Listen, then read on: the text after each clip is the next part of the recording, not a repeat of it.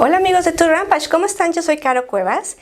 Hoy voy a tener una entrevista muy especial, muy particular, que en realidad nos emociona muchísimo tener aquí en el estudio a una persona que ha estudiado como no tienen idea. Se ha preparado increíblemente y para mí es un honor en verdad tenerlo aquí.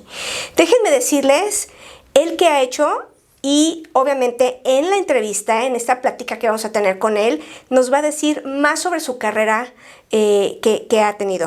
Déjenme decirles, él ha tenido mención honorífica en licenciatura en Ciencias Políticas y Administración Pública, maestría en Políticas Públicas con especialidad en Finanzas Públicas y también un doctorado en Política con investigación en Gobierno y Teoría Democrática. Quiero que por favor le demos la bienvenida a mi querido doctor Carlos Alberto López Benítez. Hola, ¿cómo estás? Bienvenido. Caro, muchísimas gracias a tu público por tenerme aquí en casa. La verdad también es un honor y un sentimiento de satisfacción el hecho de estar conviviendo contigo y esperando que esta entrevista pues pueda llegar a muchas personas.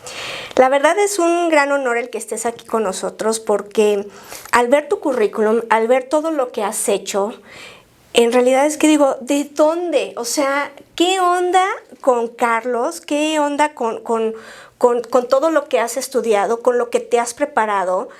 Y quiero que primero la gente te conozca. ¿Quién es Carlos López? O sea, desde chiquito... fuiste travieso o igual así de seriecito como eres, ¿qué fue lo que te impulsó de poco a poco, tu familia? ¿De dónde eres? Mexicano, obviamente, 100% sí. Mexicano, platícanos de ti. Así es, mira, soy de la Ciudad de México. Entonces, esto data desde el año del 72, cuando nací. Y bueno, una de las cosas que me ha llevado poco a poco a desarrollar la carrera de la política y la carrera académica y las finanzas públicas tuvo que ver mucho con la presencia de mis padres, porque siempre en casa se platicaba política. Los desayunos de fin de semana eran platicar, leer algún libro, opinar, y esto nos empezó a generar a todos como el hecho, a mis hermanos y a mí me refiero, el hecho de aprender a definir cosas. Ok. Sí, y mi papá era como, no me digas eso, define. Entonces, ese fue mi primer acercamiento a la formalización y a entender pues lo que pasaba un poco en el mundo desde muy chico, a leer el periódico desde, no sé, desde los 6 años tal vez, desde que yo aprendí a leer con el periódico. Entonces, bueno, pues esa fue un poquito la reseña de mi infancia, y obviamente pues esto poco a poco me empieza a llevar a querer estudiar pues los fenómenos sociales, ¿no? Y cuando entro a la primaria pues estaba yo muy enfocado en los temas sociales, en los temas de la historia, dejando un poco de lado las matemáticas, que yo creo que sería bueno que lo tocáramos más adelante. Porque ahí tuve un conflicto, y ese conflicto fue el que al final del tiempo, con el tiempo, me llevó un poco más a la fuente de las finanzas. Ok. Así es. ¿Eres hijo mayor, menor, 3 hermanos, uno en total? Sí. Ok, eres el más chico. Eres el más chico. Así es. Ajá, ¿tus hermanos a qué se dedican? Son abogados los dos. Ok. Y trabajan, bueno, mi hermana es académica también. Y aparte trabaja en el Poder Judicial de la Federación, es magistrada, ella, esa es su especialidad. Aparte, o sea, vienes de una familia súper talentosa, muy preparada, sí, que siempre les ha gustado hacer algo más, no nomás es decir, ok, pues vamos a ver qué sale de una carrera, a ver de qué me dedico. ¿Tú desde a qué edad decidiste y decir, bueno, quiero estudiar, porque ahorita vamos a hablar de tus carreras, pero quiero estudiar esto, quiero ser como tal? ¿Con quién fue con la persona que dijiste, quiero ser como él, o sea, o como ella, ¿no? O sea, aparte de que tu papi también los estaba medio ahí enseñando y orillando y definiendo qué es lo que podrían hacer en sus vidas, pero ¿a qué edad más o menos? ¿Ya desde la secundaria, en la prepa o cómo? Sí, yo creo que esto comenzó prácticamente desde la primaria. En la primaria yo tenía muy claro por lo menos 3 cosas. Una era estudiar Derecho. que pues era la vena de la familia, entonces dije, pues es lo Ajá. que puede ser, ¿no? Ajá. Me llamaba un poco la arquitectura, porque el diseño me gusta, entonces me aventaba ahí mis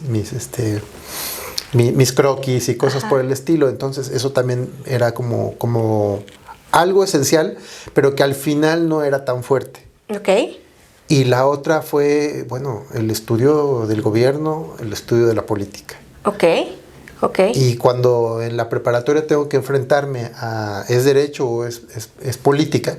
Ajá. Decidí política inmediatamente. Entonces ya venía pues con la idea de tiempo atrás. Oye, pero la política es algo muy complejo, es algo en el cual tienes que tener mucha preparación, que eso es lo que tú hiciste, pero ya poder entrar en la política, digo, desde los 80s, que también estuvo un poquito, bueno, ya se marcaba ya ahí la diferencia, pero decir, es que realmente quiero que esté esto así en mi vida, ¿no fue algo difícil para ti? Creo que no tan difícil, fue de alguna forma natural. Me gustó, siempre me gustó. En mi cabecera siempre tuve libros y libros de historia, libros de biografías. Entonces me llamaba mucho la atención, por ejemplo, algunos de mis primeros libros fue La columna de hierro de Taylor Cadwell. Y lo leí a los 7 años. Híjole. Y era una cosa así. Sí.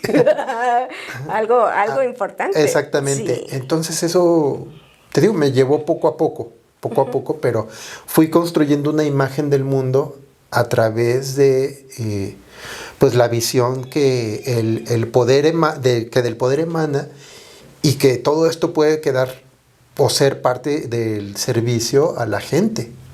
¿No? Del hacer un servicio social mediante la política, lo cual es complicado porque sabemos que la política a veces tiene elementos muy oscuros, ¿no?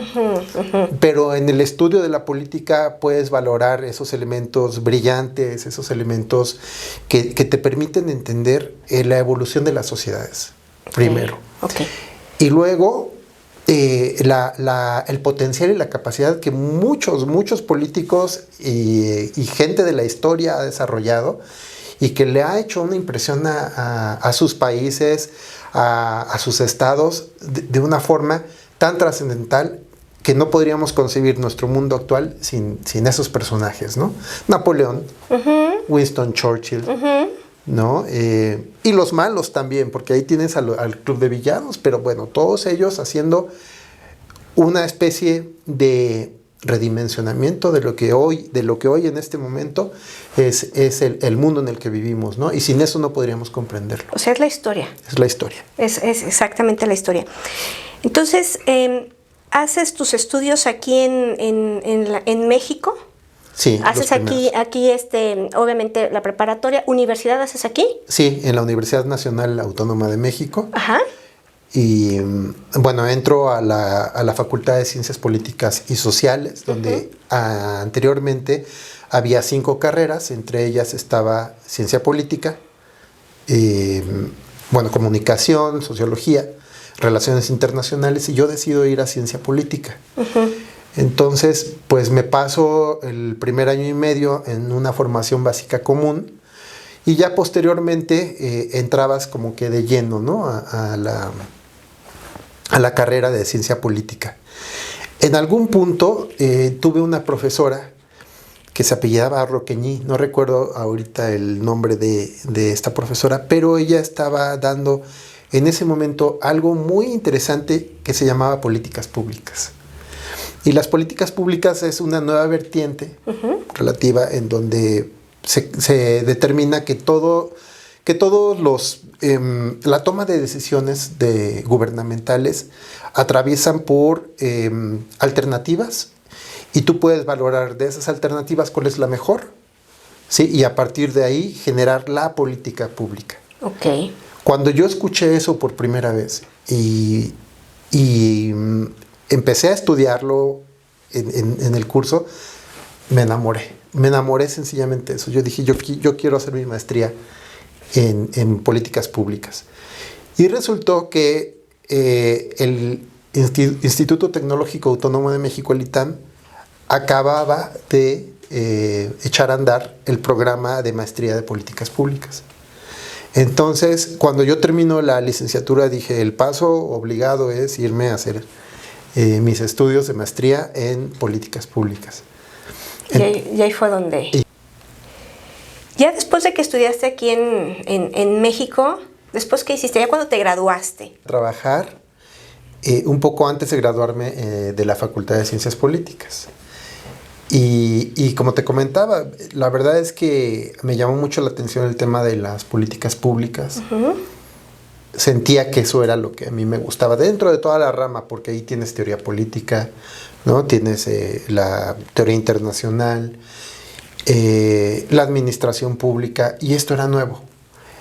Era nuevo, no inicia en los 80s propiamente, el trabajo de muchos investigadores inicia en los años 50, 60, estableciendo que era la política pública. Y utilizaba mucho énfasis, o hacía énfasis en la economía. Entonces la economía y la política ahí estaban jugando un rol determinante para entender el trasfondo de la toma de decisiones a nivel gubernamental.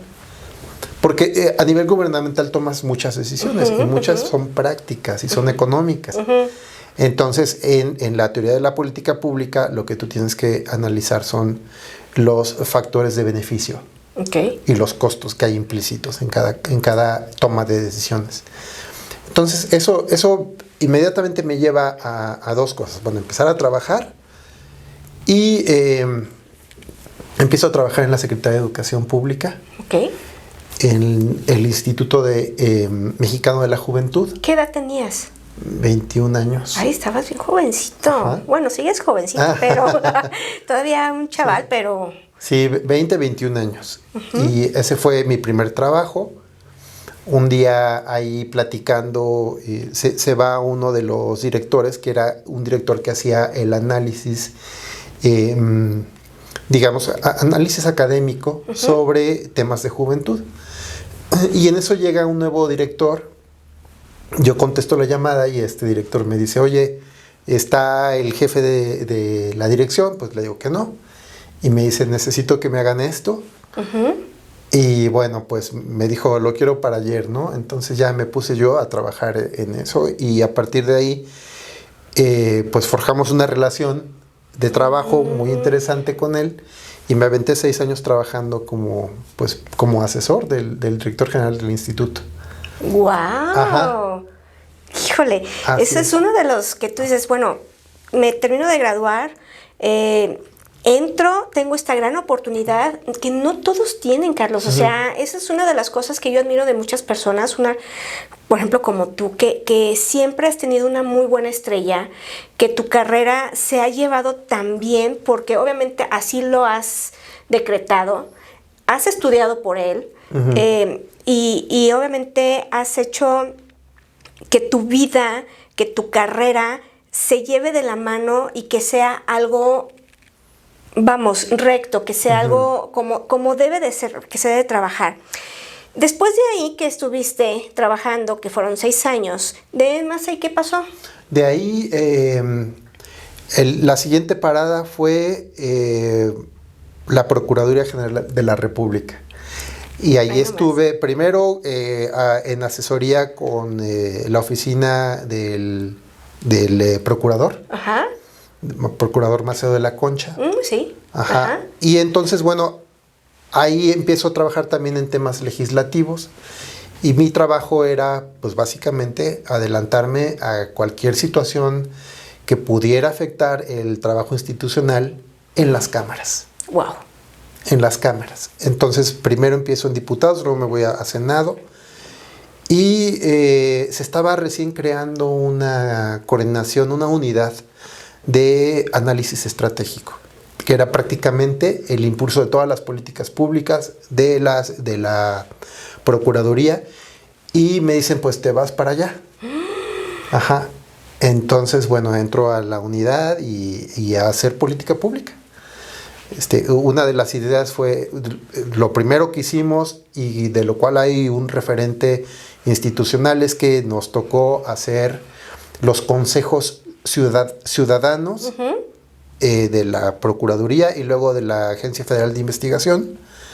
Y bueno, pues fui parte de ese, eso fue un equipo obviamente, pero parte de las ideas que motivaron a esta creación de consejos ciudadanos que hoy se sigue haciendo, ¿no? Y que hoy se han vuelto referentes de la autonomía de muchas instituciones. Bueno, pues ahí fue el inicio. ¿Y qué sientes? Que todavía hoy en día se sigue haciendo eso que fue pues tu bebé, ¿no? O sea, parte de tu creación, ¿no? O sea, ¿qué sientes? Bueno, pues primero me siento muy satisfecho, ¿no? De poder haber trabajado en un grupo en donde me dieron la oportunidad de decir, creo que por aquí va el sentido, porque había un problema, ¿no? Veníamos del 88, Fox entra en el 2000 y en eso se da la transición democrática del país. Sí, muy fuerte. Entonces, ¿cuál era el problema? Pues la desconfianza que había a través de la toma de decisiones públicas.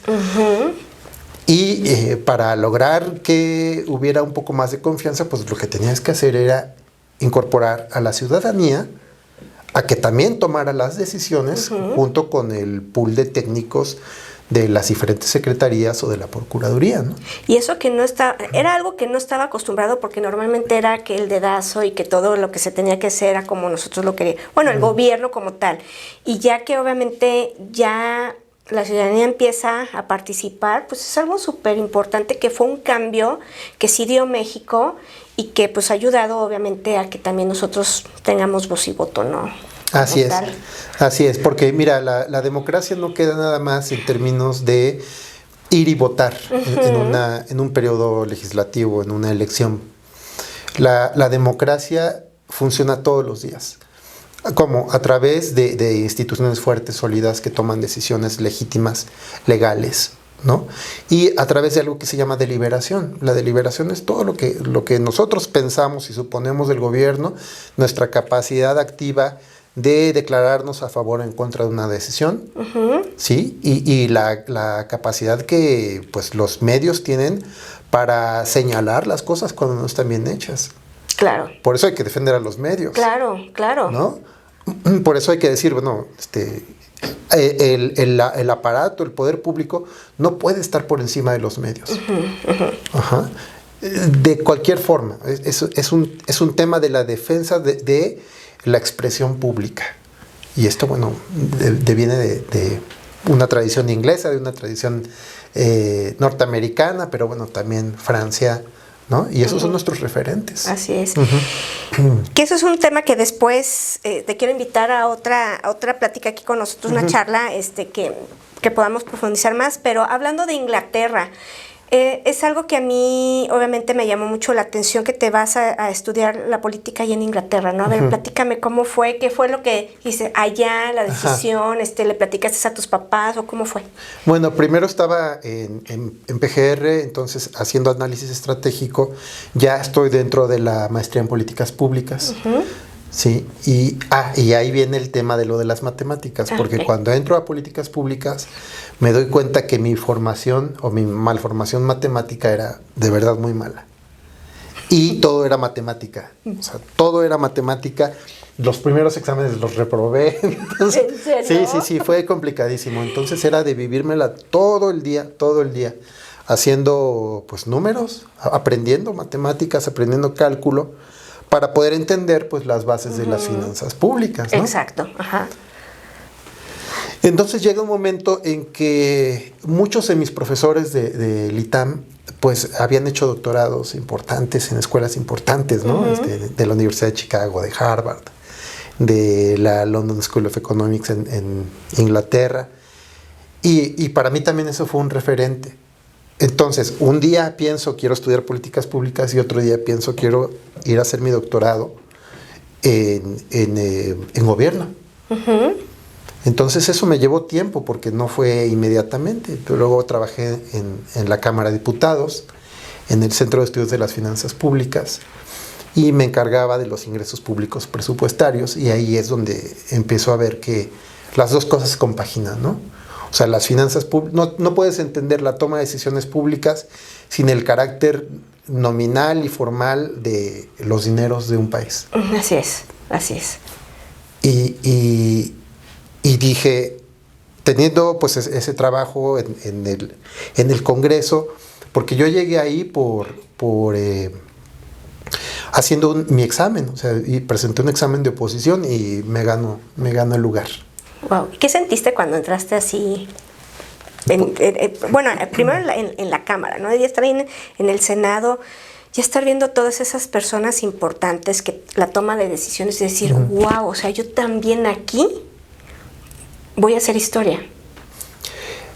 Fue muy importante en mi vida, ¿no? Creo que fue uno de los trabajos que me ayudó a comprender, pues, cómo el entretelón del poder, cómo pasan las cosas desde el poder ejecutivo, y que no termina ahí, porque el Congreso, en una sociedad democrática, toma decisiones muy importantes, ¿no?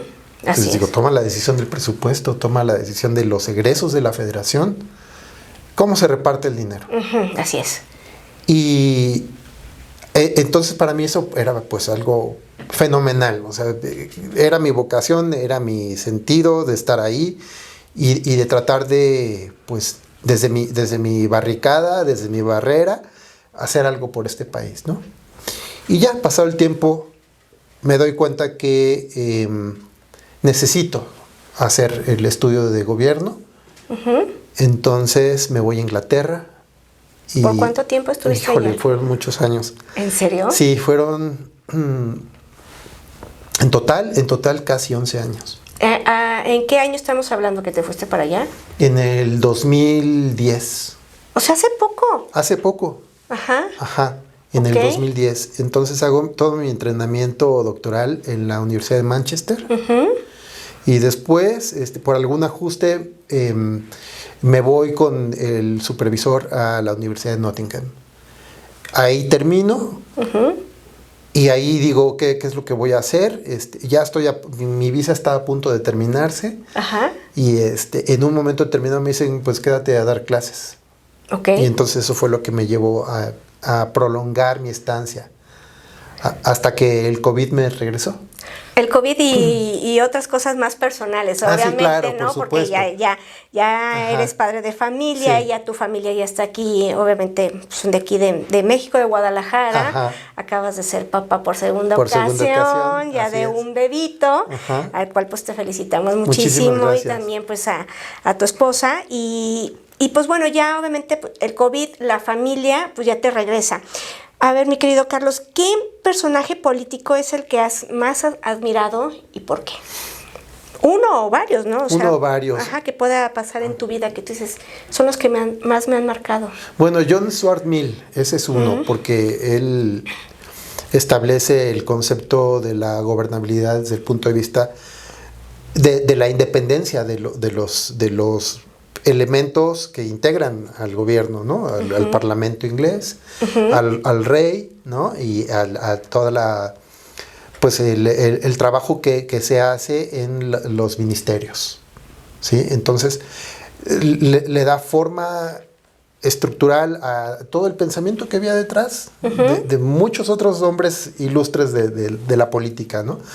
Y él establece y dice, hay elementos democráticos, hay elementos que tenemos que conservar, que son nuestros derechos civiles fundamentales, y eso es muy importante, ¿no? Porque las instituciones sólidas crecen a través de derechos civiles respetados. Así es.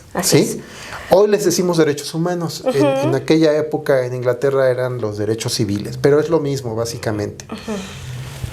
Y no puedes entender el trabajo o el concepto del Estado si no hay detrás ese concepto de respeto por el individuo.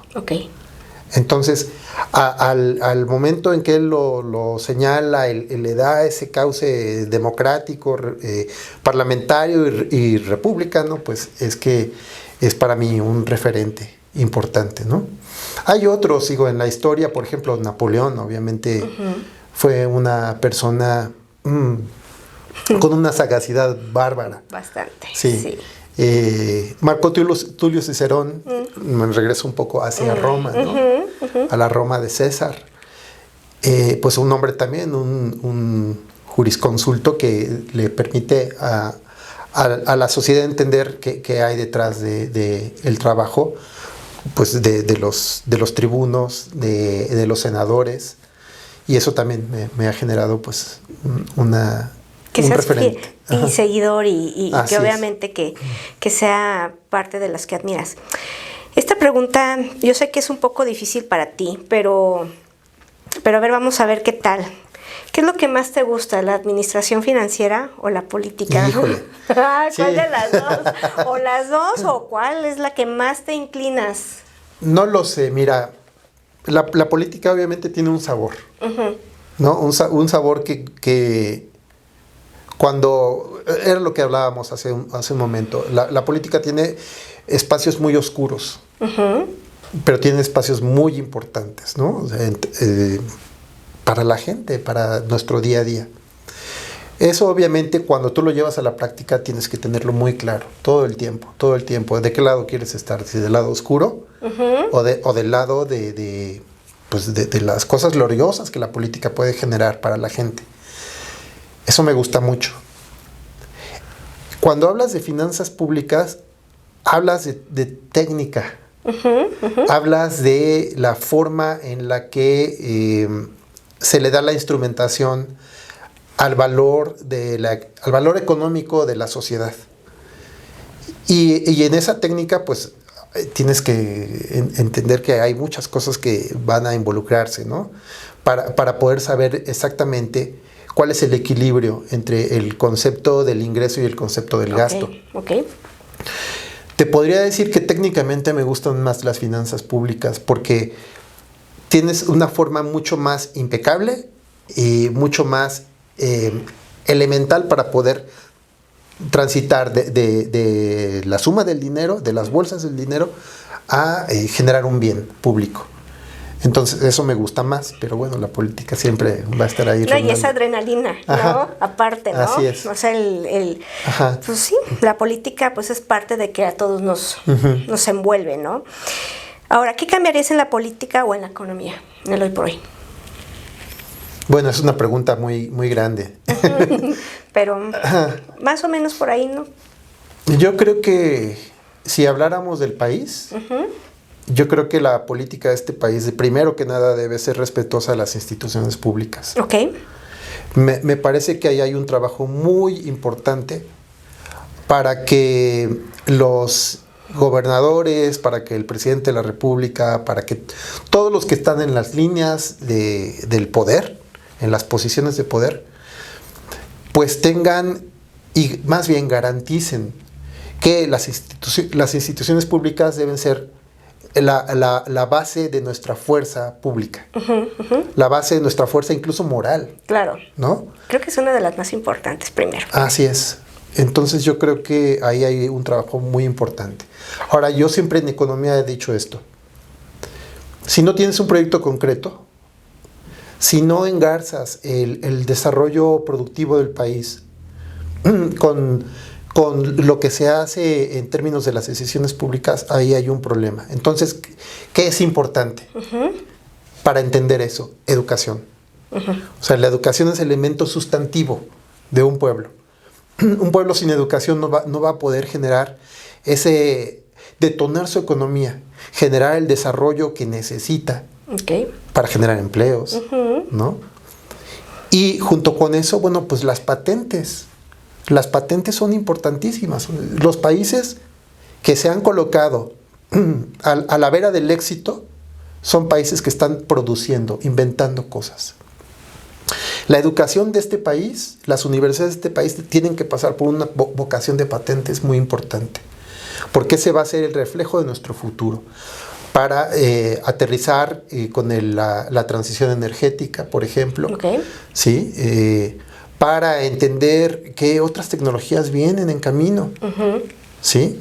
Y si eso no está bien comprendido y bien señalado en términos de una ruta crítica y de un plan de gobierno, así, tal cual, un plan de gobierno, vamos a estar padeciendo, no sé, quizá otro siglo de lamentable atraso, ¿no? Así es. Entonces ahí hay una ventana de oportunidad para cualquier gobernante de este país.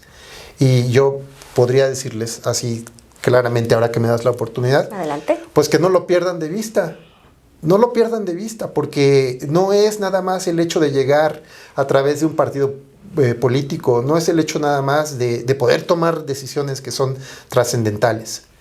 Yo creo que la parte trascendental de todo esto es tener un país que esté bien encaminado, con un desarrollo pleno y que le permita tener el impulso necesario pues para entender qué es lo que vamos a hacer como proyecto de nación.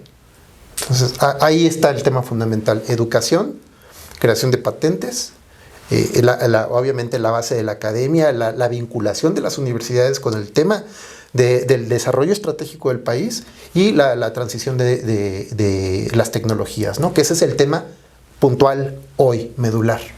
Así es. Así es. Hablando de gobierno, quiero saber qué fue para ti al haber llegado a la escala más alta en gobierno, que fue la Secretaría de Gobernación. Fue muy interesante la etapa de... No fue mucho tiempo. Yo regreso de Inglaterra y bueno, el equipo de la ex secretaria, ex ministra Olga Sánchez Cordero me invita a trabajar en el tema pues del análisis gubernamental, ¿no? Y un poco en la coordinación de los discursos públicos. Uh-huh. Ella es una persona muy interesada realmente en que la base del discurso tenga resonancia en términos de lo que se hace, ¿no? Y había, por lo menos en este periodo que a mí me tocó estar en la Secretaría, había temas verdaderamente importantes. Uno, bueno, la paridad de género. Uh-huh. ¿Sí? Uh-huh. El tema de los feminicidios, uh-huh. El tema... un asunto que ahí está, uh-huh. Y que, bueno, tiene muchos años, ya son generaciones en el norte del país con muertes inexplicables, ¿no? Uh-huh. Desapariciones. Osamentas, sí. Cosas pues que son verdaderamente lamentables. Y graves. Y que atacan y atañen a los derechos de la mujer en México. Así es. Entonces ahí ella estaba muy interesada pues en que siempre el discurso público estuviera de la mano de ese trabajo institucional. Me parece que faltaban estos otros 3 años hacia adelante, uh-huh. Porque mi análisis de lo que vi en los 3 años anteriores fue que la Secretaría de Gobernación se estaba preparando precisamente pues para no ser un elemento únicamente como fue anteriormente, ¿no? De la política del garrote. Uh-huh. Porque era una secretaría poderosísima, uh-huh. Con muchas capacidades, ¿no? Y la secretaria Olga Sánchez, pues lo que quería era, de verdad, que la política interna del país tuviera un efecto, uh-huh. ¿No? Pero bueno, pues lamentablemente son decisiones de la presidencia y ahí no puedes hacer nada, ¿no? Así y el proyecto se terminó. Ella se va al Senado de la República y bueno, yo ahora por el momento estoy haciendo diferentes tipos de consultorías. Una muy interesante es sobre la industria automotriz, okay. Para el TIMEC. Uh-huh. Y bueno, estoy tratando de valorar el impacto de pues la pérdida del dinamismo de la industria automotriz en México. Uh-huh. Y bueno, sí, hay cifras alarmantes ahí. Que bueno, pues ya los tomadores de decisiones tendrán que ir viendo, ¿no? Ajá. Ajá, pero desde la pandemia y un poco antes, de hecho, y con la renegociación del Tratado de Libre Comercio, ha habido un retroceso, una involución de la industria. Y la industria está empezando a fragmentarse y bueno, ese es un tema muy importante porque es estratégico para el país.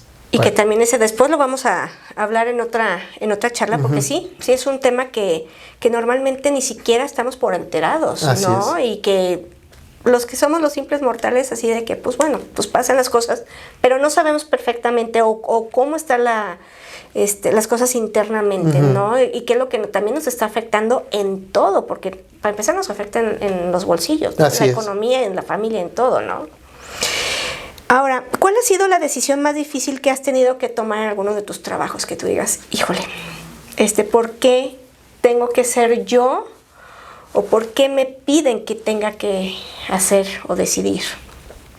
Bueno, yo creo que ha habido varios momentos, ¿no? Uh-huh. Quizá uno fue el hecho de estar trabajando en el Congreso y tomar la determinación de irme a hacer mi doctorado, que obviamente no me arrepiento, creo que fue la mejor decisión, porque pues el estudio es lo que te permite ir avanzando, ¿no? Ir generando pues esta idea de las cosas que nos hacen falta. Okay. Bueno, yo creo que ese fue uno. Y yo creo que también a lo largo de mi vida laboral, quizá es cuando te piden algo que va en contra de tus propios principios. Híjole, creo que eso es lo más fuerte, Ajá, ¿no? exactamente, porque, digo, cuando haces un discurso, tú tienes algunas líneas, obviamente vas a hablar de un tema en particular, feminicidios, etcétera, y tienes una línea y tienes un trabajo que hay detrás, y tienes a las instituciones que te están proveyendo de información. Pero cuando hay un sesgo ideológico, híjole, eso es muy fuerte. ¿Y cómo le haces? O sea, que tú dices, bueno, es que con todo el dolor de mi corazón y a veces no es para lo que yo estoy aquí. ¿Cómo lo haces? Claro, me cuesta mucho trabajo esa parte. Me cuesta mucho trabajo porque cuando te contratan, se supone que te contratan para tener pensamiento crítico. Se supone que te contratan para decir, esto no está bien. ¿Sí? Sí. Y es la parte oscura de la política. Son esos bits, esos impulsos que de una u otra forma llevan a generar el sesgo ideológico. Y bueno, pues eso no está padre, ¿no? No está padre para el hacedor de la política pública, pero tampoco está padre para el público, para la audiencia. Claro. Que son al final del día los receptores de las decisiones públicas. Entonces, eso es problemático. Híjole, y fuerte, ¿no? Mucho. Ya casi para terminar, ¿quién ha sido la mayor inspiración en tu vida? Una pregunta también fuerte. Yo creo que, bueno, primero pues yo creo que mi familia como el todo, ¿no? Como una unidad. La familia, el primer círculo, obviamente mis hermanos, mis padres, ahora mis hijos, mi esposa, los primos, ¿no? Y yo creo que ahí es donde empiezas realmente a beber de las cosas que son realmente importantes para todos, ¿no? El concepto de la querencia, el concepto del amor, porque sin amor no puede haber otras cosas. Claro. Entonces eso es importante para mí. Y ya en términos profesionales, pues no lo sé, fíjate, yo creo que tengo varios referentes, ¿no? Winston Churchill. Ajá, ¿otra vez? Ajá. Sí, ¿viene? ¿Quién más? Es que son tantos, de verdad, tantos. Actualmente hay un par de premios Nobel por ahí que están haciendo cosas muy interesantes en economía.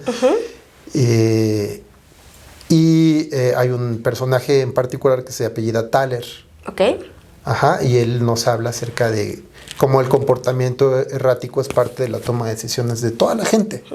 Que suponemos muchas veces que somos personas que actuamos de forma muy racional, pero los estudios indican que es todo lo contrario. Ajá.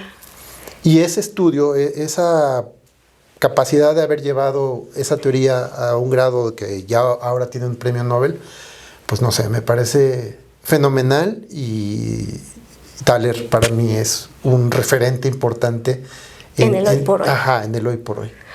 Ahora, ya para poder terminar esta amena charla, ¿qué le puedes decir a todas esas personas que ahorita ya están estudiando lo mismo que tú estudiaste, ciencias políticas, economía, finanzas, y que pues a veces a lo mejor todavía no pueden ver para dónde va la política? Se les puede hacer difícil o un rumbo. ¿Tú qué les puedes dar el mensaje para todos los que estuvieron como contigo? Bueno, yo a tu audiencia, a los jóvenes que actualmente están estudiando, y cualquier carrera, no necesariamente las administrativas o sociales, yo creo que desarrollen la intuición. Pero ¿cómo se desarrolla la intuición? La intuición no llega sola. La intuición es una manera estructurada, una manera muy pensada de utilizar nuestras herramientas. Por eso el estudio y la vocación y el estudio son muy importantes. Cuando tú decides una carrera, una licenciatura, una ingeniería, una contaduría, lo que estás decidiendo es la forma en que te vas a aproximar al mundo, la forma en la que te vas a compenetrar y la forma en la que tú como ser de una vocación va a ser partícipe de que muchas otras personas salgan beneficiadas de tu trabajo profesional. Entonces yo les diría, la intuición no va a llegar sola, hay que trabajarla, desarrollen un espíritu de vocación, crean en lo que hacen, crean en cada hora de estudio, en cada asignatura que tienen por delante. Porque la única forma de generar ese espíritu de intuición y de vocación es mediante un trabajo arduo, que lleva tiempo. Entonces yo les digo, no cedan, los deseos y los sueños solamente se concretan cuando uno va de la A a la Z y no te pierdes en el camino. Entonces, para mí ese sería el mensaje que les daría. Y créanme que de alguien que ha estudiado mucho, que se ha preparado mucho y que sabe lo que hace, realmente es súper importante. Mi querido Carlos, yo en verdad te quiero agradecer muchísimo, muchísimo por haber estado aquí con nosotros. En verdad, para todo el equipo de Tour Rampage es un privilegio y un gran honor el que nos visites, el que hayas estado aquí con nosotros, que nos platiques un poquito y le compartas también a la gente sobre lo que es tu vida, de lo que te preparaste y de lo que también obviamente estás por hacer. Invita a que te sigan, ¿tienes alguna red social o cómo la gente te pueda contactar para decir, oye, es que sabes que en mi trabajo, en mi empresa, yo necesito de lo que está haciendo Carlos? Entonces, ¿dónde te pueden localizar? Bueno, el Twitter es @Lopwolf, LOPWOLF. Ajá. Es el Twitter y bueno, me pueden localizar de esa manera. Y por supuesto que si hay algunas preguntas, algunas, no sé, inquietudes de parte de tu público, con muchísimo gusto, por supuesto, Caro. Perfectísimo, pues amigos, muchas gracias por acompañarnos. En verdad espero que esta charla que tuvimos con Carlos López haya sido de su gran interés. Es un tema que normalmente no lo llevamos para ustedes en nuestro canal, pero claro que tenemos todos los temas abiertos para ustedes, y si les gusta muchísimo más hablar de estos temas, pónganos en nuestros comentarios aquí en nuestro canal de YouTube para que nos digan qué es lo que queremos que le preguntemos en la próxima entrevista que tengamos con él, y obviamente les pueda ayudar para ustedes. Entonces, mil gracias, mi querido Carlos. Gracias, les mando un fuerte abrazo a todos allá en sus casas, computadoras, y bueno, pues esperando que se repita pronto. Así será, así será. Mil gracias, amigos. Yo soy Caro Cuevas, en verdad muchas gracias. Los espero en la próxima. No se olviden suscribirse a nuestro canal de YouTube. Estamos en Facebook, en Instagram y también obviamente en nuestro canal de YouTube como Tour Rampage. Muchas gracias. Los espero en la próxima. Hasta luego. Hasta luego. Gracias. Gracias. Un saludo afectuoso para Tour Rampage. Esta entrevista fue patrocinada por Tienda Dermatológica Sibonita. Tu piel siempre bella.